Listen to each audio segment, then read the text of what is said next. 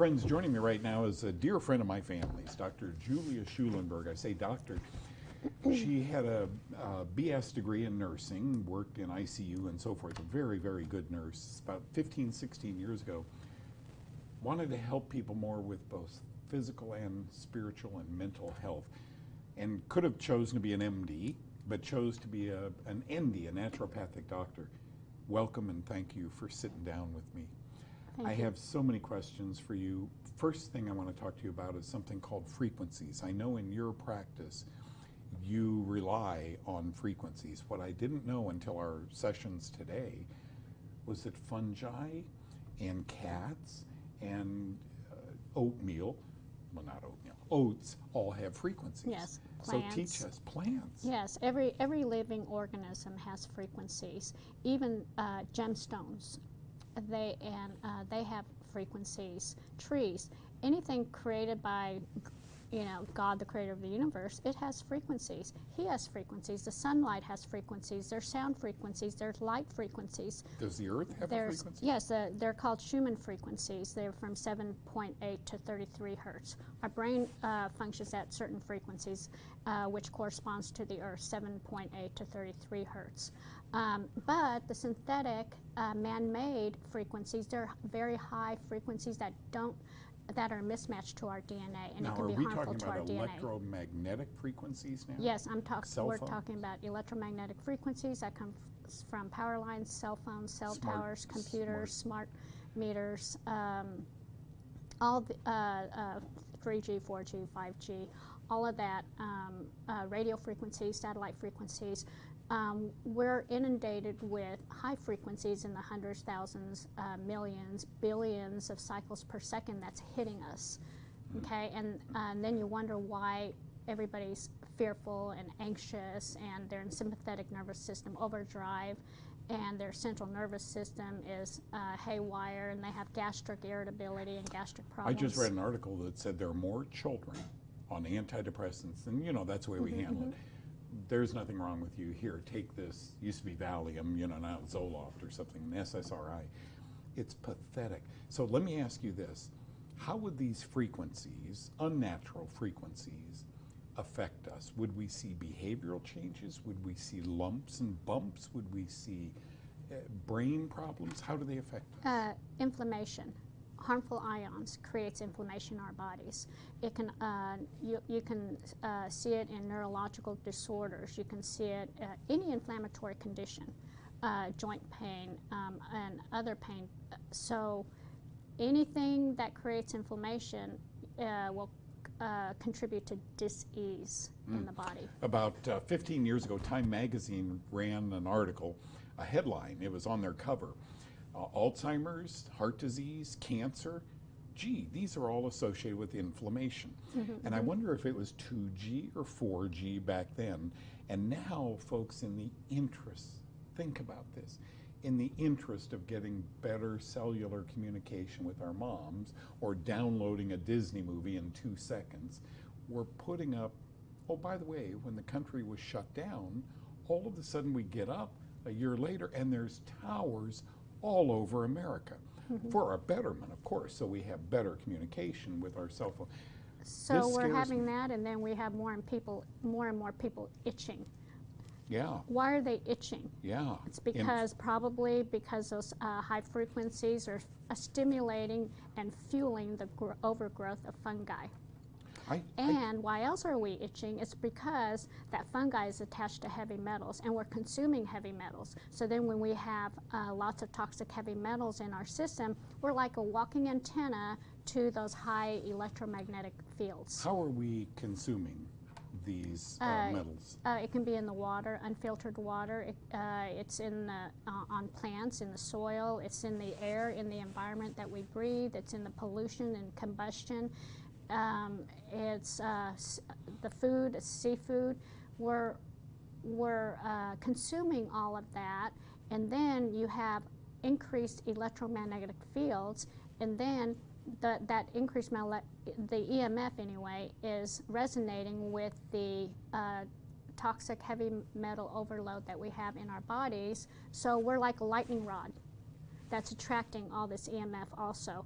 And then people are scratching and itching their skin and having skin problems. They have inflammation in their systems, and we call it advanced technology. I'll Yeah. never forget on my 70th birthday a few years ago, I got the flu. And we were in Austin, and the kids came out from California. It was just wonderful. But I didn't feel well. So we had a big dinner plan. I said, you guys go have fun. And I took a bath. I never take a bath, but I was freezing. So I took a bath, and I hacked and coughed, and a few days later, you know me, I take all my beta-glucan, all these wonderful supplements. Boom, I felt better. Months later, I would learn, wait a minute, there's something called COVID.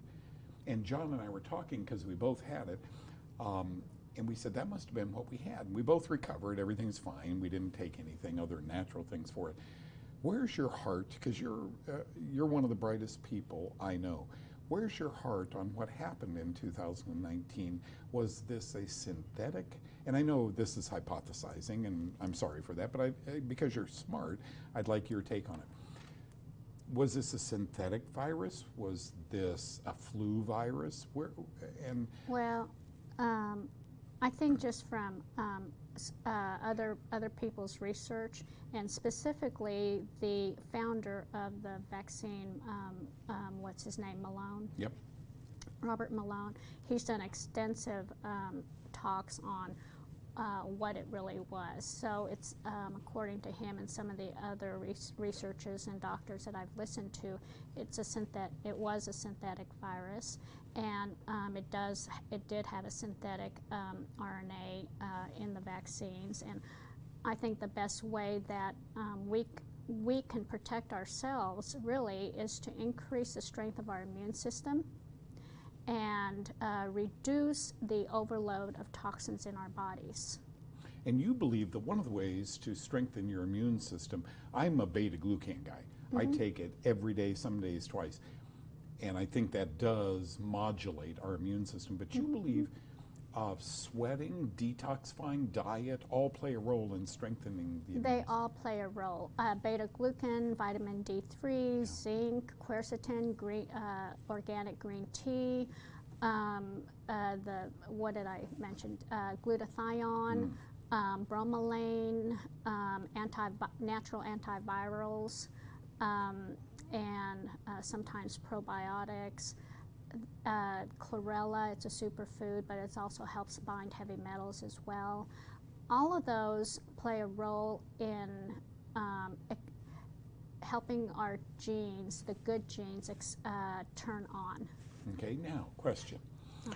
Had I still been working at the hospitals out here when I came to town 35 years ago, I worked in, I would have been mandated to have a COVID vaccine. I'm not working there, so I didn't have a mandation on my taking a vaccine. If I did, I get this question often. Is it possible to detoxify yourself? And here's where I'm lost. No drug company is going to publish the components, adjuvants they're called. They're not going to give away their formula. And so I don't know what's in it. So how do you counsel people on detoxifying when you don't know what they took or what they ate? Well, we can guess what it could be. So if you know that most vaccines are loaded with heavy metals, then we can do a heavy metal chelation and use some heavy metal binders. Are you talking about IV chelation? Well, people can do IV chelation, but it's pretty hard on the veins. So I like to do use oral chelators. Things like garlic and they're good. Well, like chlorella and like a brown algae, a purple algae, zeolites and zeolbines, cilantro. Those are very good chelators. Silica or horsetail, and then or EDTA. Those are very good chelators and binders as well. And then also give a round of antivirals, natural antivirals, because obviously, you know, there were viruses. So just give antivirals. What are natural antivirals? Homeopathic antivirals or herbal antivirals. There's a ream of them. There's Cistus and Canis. There's a Tacuna. There's other homeopathic antivirals from different vendors. What's Tim's company, Tim Eaton? Nutramedics. Nutramedics Yes, has those. they have some of that. Bioactive has some good ones. BioPure has some good ones. Some people use green propolis, but I find that Systemic Formula has some good ones as well. So I find using a combination works the best. Okay. And then on top of that, be careful. You know, don't drown yourself with alcohol. You know, don't get out in the sunlight. Get your vitamin D3 out in the sunlight, and eat foods that are alive instead of dead food diet. Right. You need the living foods in order to communicate with your DNA, and in order to switch on your cells, increase the voltage of the cells. I'm so lost because now we have people with long COVID, whatever that is. There's a name for it, long COVID. And we have people who are very sick and now having symptoms from both getting this, whatever it was, COVID, and getting the vaccine. And I never saw that with the flu. Well, with long COVID, they're getting neurological symptoms because the COVID attacks, it's not the respiratory illness, it attacks the vascular system, the red blood cells. So in other words, getting the disease, not so much the vaccine, but getting the disease can impact your circulatory stream. Yes, it can impact the vascular system, the circulatory system. So then it can increase the risk for heart attacks, it can increase the risk for stroke, and it can increase the risk of other blood disorders as well. So we're seeing, you know, they say there's 1 million deaths from this disease. Are we going to continue? Nobody knows what the COVID was. The COVID, you love that, the COVID. Nobody knows what COVID was, but we're seeing people, older people my age, have heart attacks. Athletes, 27 years old, that play soccer for a living, having a heart attack on the field. Is this a side effect of either getting the disease, COVID, or getting the vaccine? What's your take on that? I think it's a combination. Okay. I think a lot of people have been exposed to or had COVID, but then there's also people who can be vaccinated, and if they have a comorbidity or if they have a genetic predisposition to illness or certain diseases, and then they have other stress factors that plays a role also, and then their diet, you have to put all of that together, and then you give them a vaccine, which then is loaded with more viruses, which is loaded with synthetic heavy metals and chemicals and other toxins. Then you're just overloading their systems with toxins, and then it bypasses their immune system, and so it becomes very immunosuppressive. So it can increase their risk for developing other diseases. How are you staying well through all of this? Well, I take D3, I take chlorella, vitamin C, and I do the near-infrared sauna therapy. I pray every single day, and even if I don't spend time praying, I'm living a prayerful life by giving thanks with a grateful heart, looking up at the Creator, because He's bigger and better than all the bad stuff that we see in this world. And then even if things look bad, I believe that it's going to work out for my benefit somehow, even if it doesn't feel like it today. And a big thing is forgiving every single day, because people are always offending you.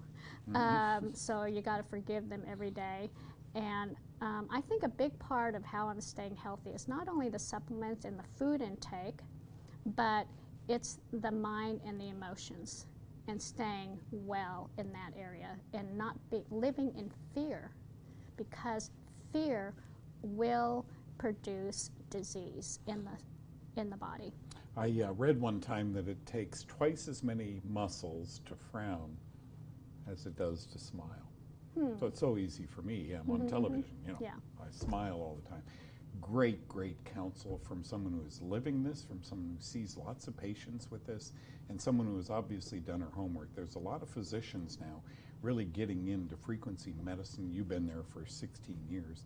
Congratulations on what you do, and thank you for your wisdom. Thank you. So appreciate it.